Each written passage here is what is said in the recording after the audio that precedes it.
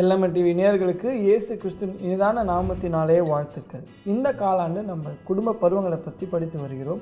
குடும்பத்தில் நாம் சந்திக்கிற சூழ்நிலையை குறித்து படித்து வருகிறோம்.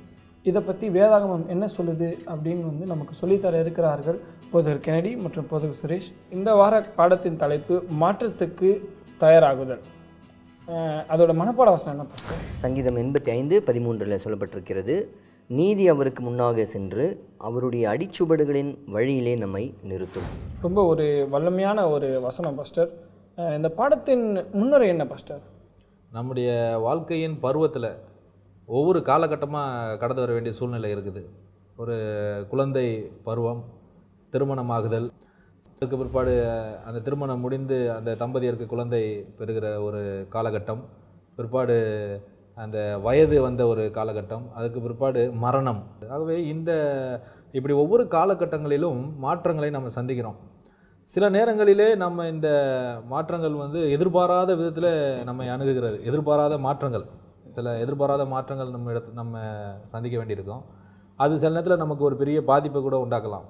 சில நேரங்களிலே சில மாற்றங்கள் எதிர்பார்த்தே வருகிற மாற்றங்கள் இருக்குது. அதுக்காக நம்ம ஆயத்தப்படுகிற காரியங்களும் இருக்குது. குறிப்பாக அந்த ஒரு மாற்றங்களை குறித்து தான் நம்ம இந்த வாரத்தில் நம்ம ஆராய்ந்து பார்க்க போகிறோம். உதாரணமாக திருமணமாகுதல், குழந்தை பெறுதல், அப்புறம் மரணம். அந்த மரணத்திற்கு என்று கூட நம்ம எப்படி ஆயத்தமாக வேண்டும் என்பதெல்லாம் குறித்து இந்த வாரத்தின் பாடத்தில் நம்ம தொடர்ச்சியாக படிக்க இருக்கிறோம். ரொம்ப நன்றி பாஸ்டர் உங்களோட முன்னுரைக்கு. பாஸ்டர், மாற்றத்துக்கு ஆயத்தமாகுதல் அப்படின்னு நம்ம சொல்கிறோம். மாற்றம் எதிர்பாராத விதத்தில், எதிர்பாராத சூழ்நிலையில் வருது. அப்படிப்பட்ட ஒரு மாற்றம் எனக்கு தெரிஞ்சதான் நான் அதுக்கு ஆயத்தமாக இருக்க முடியும். அது மாற்றம் எப்படி வருதுன்னே எனக்கு எதிர்பாராத சூழ்நிலையில் வரும்போது நான் எப்படி அதுக்கு ஆயத்தமாக இருக்க முடியும்? ஒவ்வொரு பருவங்கள்லேயும் ஒவ்வொரு மாற்றம் வரும். இப்போது வயதானவங்க அப்படின்னும் பொழுது அவங்களுடைய சரீரத்தில் ஒரு பெரிய மாற்றங்கள் ஏற்படும். ஒருவேளை அவங்களுக்கு முன்னாடி இருந்த பலன் இல்லாமல் போகும்.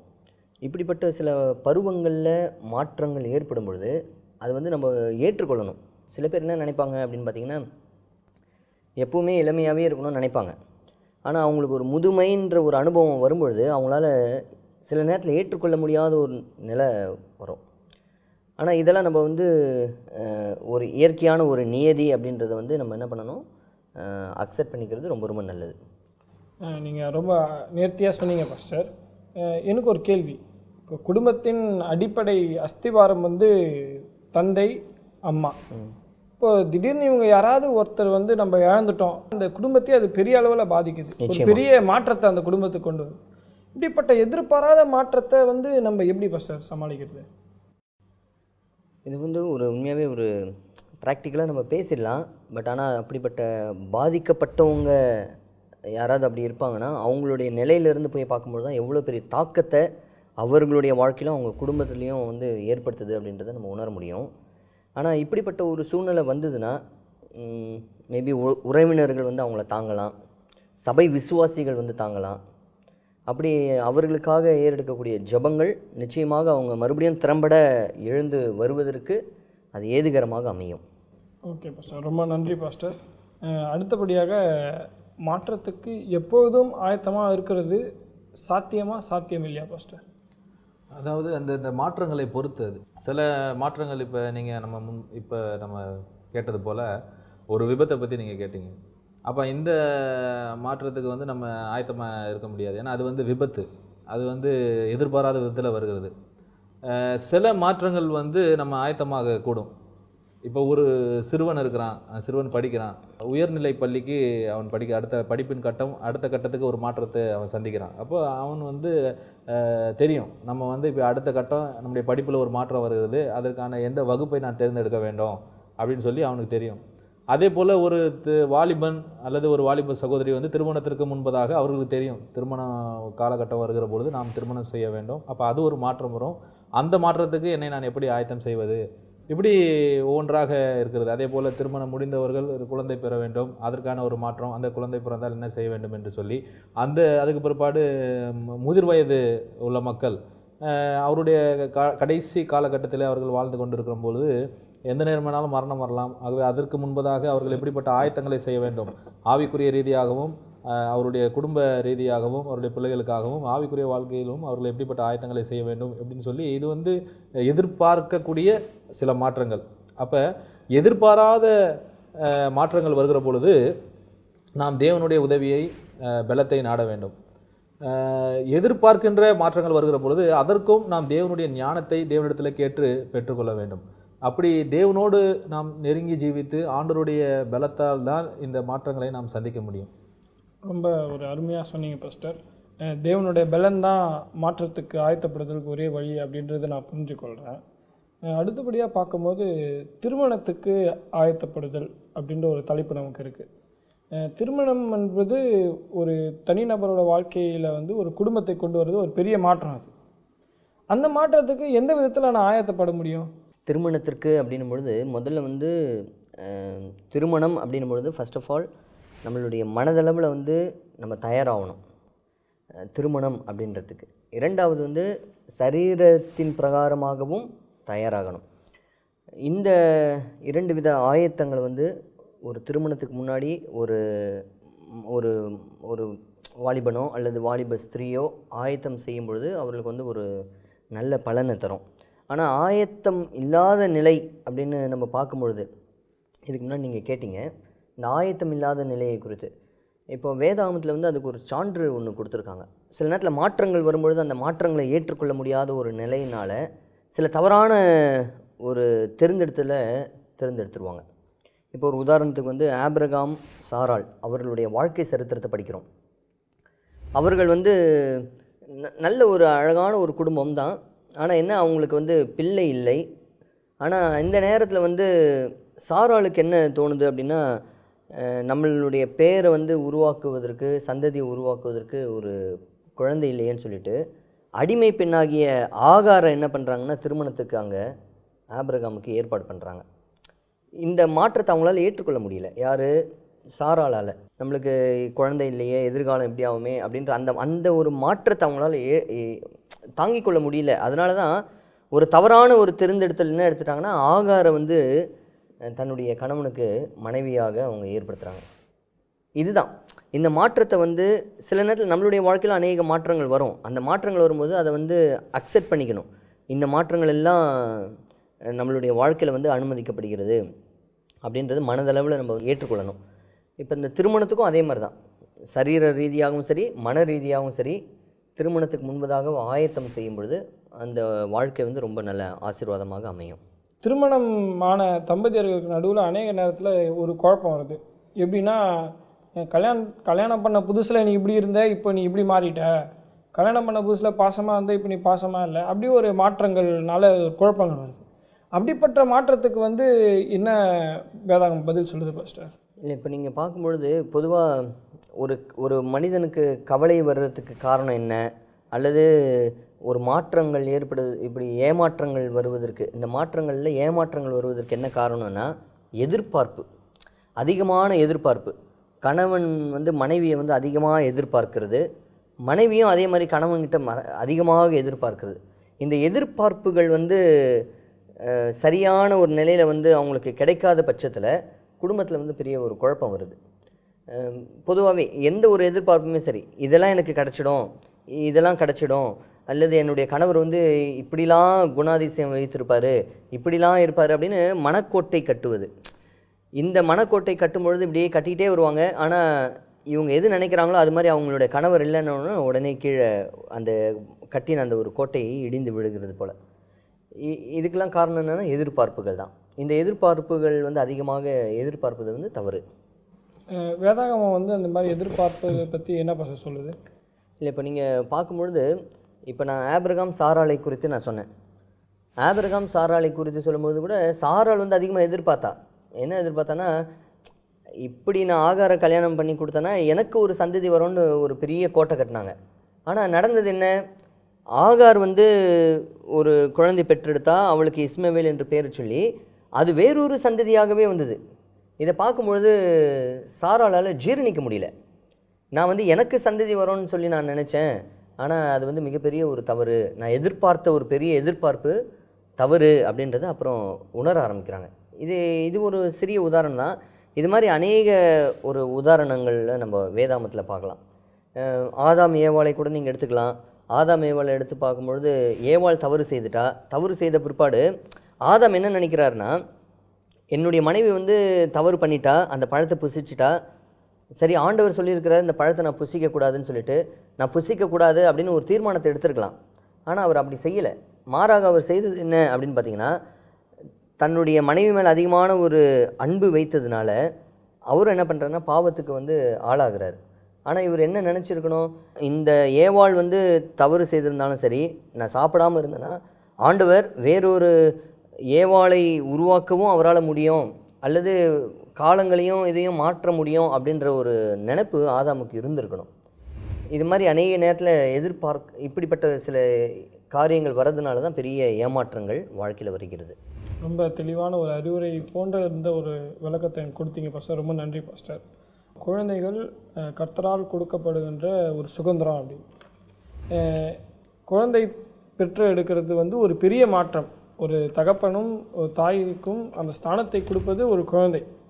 அப்படிப்பட்ட மாற்றத்தை எப்படி எதிர்கொள்வது, எப்படி அந்த மாற்றத்துக்கு தயாராகுது பாஸ்டர்? ஏன்னா இப்போ குழந்தை பிறந்துச்சுனாலே பொறுப்புகள் அதிகமாகுது, சுமைகள் அதிகமாகுது. அது எப்படி சுதந்திரமாக ஆக முடியும்? அந்த மாற்றத்தை எப்படி எதிர்கொள்வது? நிச்சயமாக பிள்ளைகள் வந்து கற்பத்தின் கனி அவரால் கிடைக்கும் பலன் அப்படின்னு நம்ம பார்க்குறோம். அது நிச்சயமாக தேவனுடைய ஒரு ஆசீர்வாதம். அப்போ தேவனுடைய ஆசீர்வாதம் அப்படின்னு சொல்லும்போது, ஒரு பெற்றோர்கள் பிள்ளையை பெற்றெடுக்கிறார்கள் என்று சொன்னால் அந்த பிள்ளையானது அந்த பெற்றோர்களுக்கு சொந்தமானவர்களாக இருந்தாலும் கூட உண்மையிலே அந்த பிள்ளைகள் என்பது தேவனுக்கு சொந்தமான ஒரு காரியம் தான். நாமும் கூட நம்முடைய சரீரமும் கூட நம்முடைய ஜீவனும் கூட தேவனுக்கு சொந்தமானது தான். ஆகவே நாம் வந்து அந்த பெற்றோர்களாக இருந்தாலும் சரி, அந்த பொறுப்பாளர்களாக தான் இருக்கிறோம் பராமரிப்பதற்காக. அப்படி இருக்கின்ற பொழுது ஆண்டவர் வந்து நிச்சயமாக அந்த பெற்றோர்களிடத்தில் பிள்ளைகளை குறித்து கணக்கு கேட்பார். அப்போ ஒரு பிள்ளை பெற்றெடுக்கிற அந்த காலகட்டத்திற்கு வருவதற்கு முன்பதாக அல்லது அந்த காலகட்டத்தின் போதோ அவர்கள் வந்து மனரீதியாக ஆயத்தப்பட வேண்டும். மனரீதியாக எப்படி ஆயத்தப்பட வேண்டும் என்று சொன்னால், இந்த பிள்ளையை எப்படி நாம் வளர்க்க போகிறோம், இந்த பிள்ளையை எப்படி ஆவிக்குரிய பாடங்களை கற்றுக் கொடுக்க போகிறோம், எந்த விதத்திலே நாம் தேவனோடு இந்த பிள்ளையை நாம் நெருங்கி வளர்க்க போகிறோம் என்கிற ஒரு ஆயத்தம் அவருடைய மனதில் இருக்க வேண்டும். சரீரப்பிரகாரமான ஆயத்தங்களும் அந்த பிள்ளைக்காக அவர்கள் ஆயத்தப்படுவதில் அவர்கள் தீவிரமாக இருக்க வேண்டும். இந்த பிள்ளைக்கு தேவையான காரியங்கள் இவைகளை எப்படி சந்திக்க போகிறோம், இந்த ஆயத்தங்களில் எல்லாம் அவருடைய எண்ணங்களிலே வைத்து ஆயத்தப்படுகிற ஒரு பெற்றோர்களாக அவர்கள் இருந்தால்தான் நிச்சயமாக ஒரு நல்ல ஒரு குழந்தையை இந்த பூமியிலே நல்ல ஒரு பிரஜையாக அவர்கள் ஆக்க முடியும். நீங்கள் ரொம்ப அழகாக சொன்னீங்க பாஸ்டர். இப்போ குழந்தை வந்து நம்ம ஒரு எதிர்பார்ப்போடு வளர்க்குறோம், ஆவிக்குரிய விஷயங்கள்லாம் சொல்லி வளர்க்குறோம். வளரும்போது ஒரு உலக பிரகாரமான மாறுதலை சந்தித்து உலகத்தோடு போகும்போது அப்படிப்பட்ட மாற்றத்தை பெற்றோர்கள் எப்படி எதிர்கொள்ள வேண்டும்? அது ஒரு இயல்பாக எல்லாருடைய வாழ்க்கையில் நடக்கிற ஒரு காரியம்தான். எப்படி அப்படின்னு பார்க்கும்போது, இப்போ நீங்கள் என்ன சொல்கிறீங்க, சிறு வயதில் இருந்தே அந்த பிள்ளைகளுக்கு வந்து தேவனை பற்றிய போதனையை பெற்றோர்கள் சொல்லிக் கொடுத்து வளர்த்திருப்பார்கள்.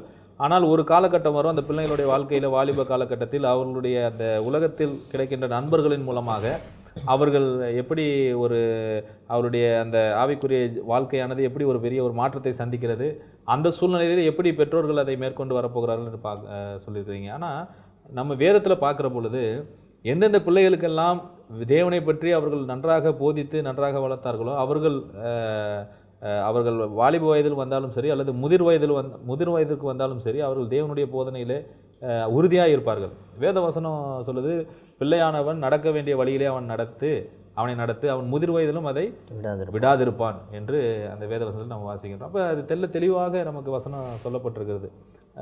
எபிரேய வாலிப பிள்ளைகள், அந்த அனனியா, அசரியா, மீஷாவேல் என்று சொல்லக்கூடியவர்கள் பாபிலோனிலே சிறை கைதிகளாக போனாலும் அவர்கள் வாலிப பிள்ளைகள் சிறை கைதிகளாக போனார்களும் அவர்கள் வந்து உறுதியாக இருந்தாங்க. அதுக்கு என்ன காரணம்னு நீங்கள் நினைக்கிறீங்க? அந்த பெற்றோர்கள் அவர்கள் சிறு வயதில் இருக்கும்போதே அவர்களுக்கு கொடுக்கப்பட்ட அந்த அஸ்திபாரம், அந்த வேதத்தின் அஸ்திபாரம், அந்த வேதத்தினுடைய அறிவு அவர்கள் எந்த வயதிற்கு வந்தாலும் அவர்கள் அதிலே உறுதியாய் நிலைத்து நிற்பதற்கு அவர் உறுதியாக இருந்தது. நம்ம உபாகமம் 6வது அதிகாரத்தில் நம்ம வாசிக்கிறோம். அந்த வசனத்தில் நாம் வாசிக்கிறோம், உன் பிள்ளையை நீ உட்காரும் போதும் எழுந்திருக்கும் போதும் அவன் நடக்கும் போதும் தேவனுடைய கற்பனைகளை பற்றி அவர்கள் நீ போதி என்று நாம் வாசிக்கிறோம். அப்போ இப்படிப்பட்ட விதிமுறைகள் வேதத்தில் இருக்க நம்ம என்ன செய்யணும்? அந்த பெற்றோர்கள் வந்து இவைகளை கடைபிடித்தார்கள் என்று சொன்னால் நிச்சயமாகவே அந்த பிள்ளையானது வளர்ந்து ஒரு வாலிப வயதில் மாத்திரமல்ல, எந்த ஒரு இடத்தில் இருந்தாலும், ஒரு பாவம் நிறைந்த இடத்தில் இருந்தாலும் நிச்சயமாக தேவனுக்கு பிரியமுள்ள ஒரு வாழ்க்கையை வாழக்கூடும். ரொம்ப ஒரு தெளிவான பதிலை சொன்னதுக்காக ரொம்ப நன்றி பாஸ்டர். பாஸ்டர், இந்த குழந்தை பருவத்தில் உங்களோட அபிப்பிராயம் என்ன? சிஸ்டர் எலன் ஜி ஒயிட் அம்மையார் அவர்கள் அட்வென்ட் ஹோம் என்று சொல்லக்கூடிய ஒரு புத்தகத்தில் பக்கம் 256வது பக்கத்தில் அழகான ஒரு கோட்ஸ் அங்கே எழுதுகிறாங்க. அதை நான் வாசிக்க விரும்புகிறேன். குழந்தையின் பிறப்புக்கு முன்னால் ஒரு தாய் சுயநலம் உள்ளவளாகவும் கடினமானவளாகவும் பொறுமை இல்லாதவளாகவும் இருந்தால் குழந்தையிடமும் அந்த தன்மைகள் காணப்படும். தீமை செய்வதற்கான தன்மையை அநேக பிள்ளைகள் தங்கள் பிறப்புரிமையாக பெற்றுக்கொள்கிறார்கள். அம்மையார் ரொம்ப ஸ்டேட்மெண்ட் ரொம்ப ஸ்ட்ராங்காக சொல்கிறாங்க.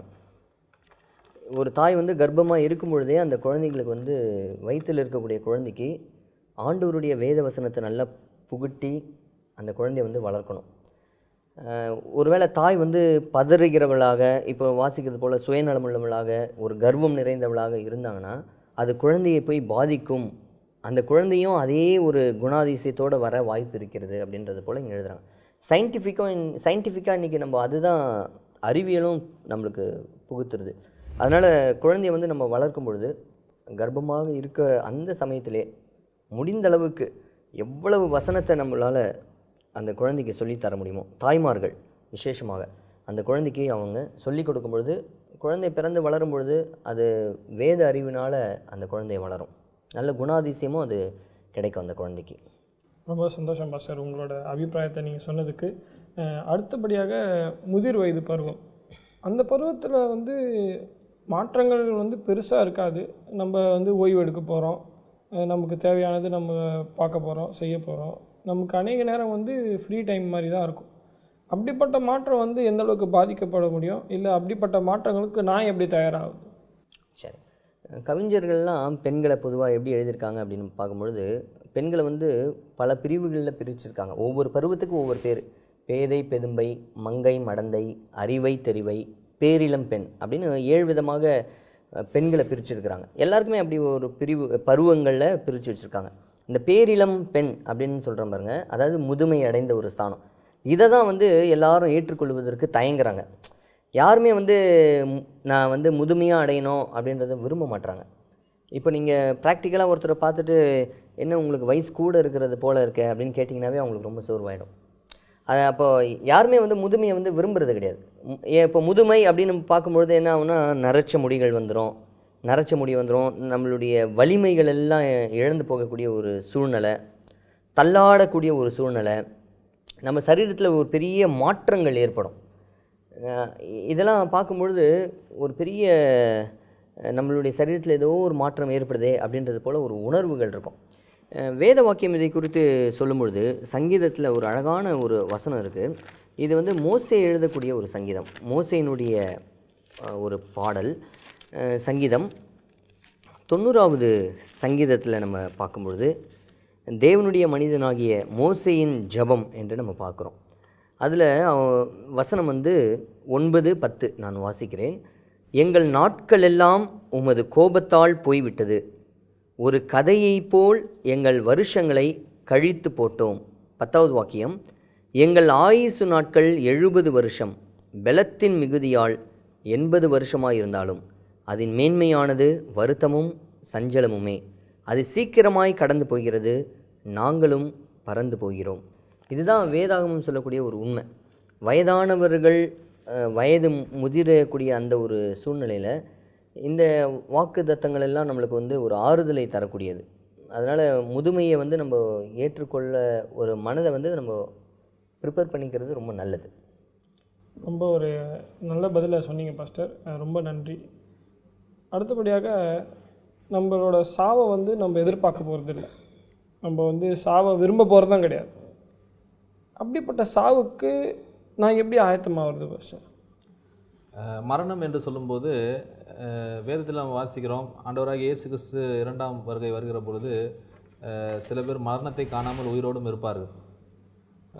அதற்கு முன்பதாக அவர்கள் முதிர் வயதை அடைந்து மரணிக்க நேர்ந்தால் அவர்கள் மரணத்தை சந்திக்க வேண்டிய ஒரு சூழ்நிலை இருக்குது. இப்போ குறிப்பாக நம்ம பார்க்கின்ற பொழுது மரணத்திற்கு எப்படி ஆயத்தமாக வேண்டும். அப்போ மரணத்திற்கு ஆயத்தமாக அப்படின்ற போது மரணத்தை வேதம் எப்படி போதிக்கின்றது அப்படின்னா, அது ஒரு நித்திரைக்கு மரணம் ஒப்பாக இருக்கிறது என்று போதிக்கிறது. அப்போ மரணம் ஒரு மனிதனுடைய வாழ்க்கையில் ஒரு முடிவு இல்லை. அது ஒரு தற்காலிகமான ஒரு ஓய்வு, ஒரு நித்திரை என்று போகிறது. ஆனாலும் அந்த நித்திரையிலிருந்து நம்ம கிறிஸ்துவுக்குள் மரித்திருந்தால் அந்த நித்திரையிலிருந்து மீண்டுமாக எழுந்திருப்போம். அப்போ கிறிஸ்துவுக்குள் மரித்திருந்தால் தான் நம்ம அந்த நித்திரையிலிருந்து மீண்டுமாக எழுந்திருந்து தேவனோடு கூட செல்ல ஒரு வாய்ப்பு கிடைக்கிறது. அப்போ ஒரு மனிதன் மரணத்திற்கு எப்படி அவன் ஆயத்தமாக வேண்டும் என்று சொன்னால், அவன் கிறிஸ்துவுக்குள் மரிக்கத்தக்கதாக அவனுடைய ஆயத்தம் இருக்க வேண்டும். அதாவது மரணத்தின் போது மாத்திரமல்ல, நம்முடைய வாழ்க்கையின் எல்லா காலகட்டத்திலும் நம்ம கிறிஸ்துவோடு கூட இருக்க வேண்டும். அதே ஒரு விசுவாசத்தோடு நம்ம மரிக்கின்ற பொழுது நிச்சயமாக ஆண்டவரோடு கூட நம்ம மீண்டுமாக அவரோடு கூட ஜீவிப்பதற்கு ஒரு வாய்ப்பை அது கொடுக்கும். அப்போ மரணத்திற்கு அவன் எப்படி ஆயத்தமாக வேண்டும் என்று சொன்னால், தன்னுடைய குடும்பத்திற்கு தேவையான எல்லா காரியங்களும் அந்த காரியங்களையும் ஆயத்தப்படுத்தி இருக்க வேண்டும். அதே போல அவன் மறுமையிலே வாழ்வதற்கான ஒரு ஆயத்தத்தையும் அந்த மரணத்திற்கு முன்பதாக அவன் மேற்கொள்ள வேண்டும். ரொம்ப நன்றி பாஸ்டர் உங்களோட பதிலுக்கு. பாஸ்டர் உங்களோட கருத்து என்ன? இப்போ பாஸ்டர் சொன்னது போல் இறப்புக்கு ஆயத்தமாதல், இது எல்லா மனிதர்களும் யோசிக்க வேண்டிய ஒன்று. இப்போ என்னென்னா, எப்படி பிறப்பு அப்படின்றது ஒரு முக்கியமான சம்பவமோ அதே போல் இறப்பு என்பதும் ஒரு முக்கியமான சம்பவம். பிறப்பு யாராலையும் தடுக்க முடியாது, அதே போல் இறப்பையும் யாராலும் என்ன பண்ண முடியாது, தடுக்க முடியாது. இது ஆண்டவர் படைத்திருக்கக்கூடிய ஒரு நியதி. ஆனால் இதில் ஸ்பெஷலாக நீங்கள் பார்க்கும்பொழுது 6லேயும் சாவு 100லேயும் சாவு அப்படின்னு சொல்லுவாங்க. ஆனால் ஒரு வயசு கொஞ்சம் முதிர்மை அடையுது அப்படின்னும் பொழுது ஆட்டோமேட்டிக்காக அவங்க மைண்டை ப்ரிப்பேர் பண்ணிக்கிறது ரொம்ப நல்லது.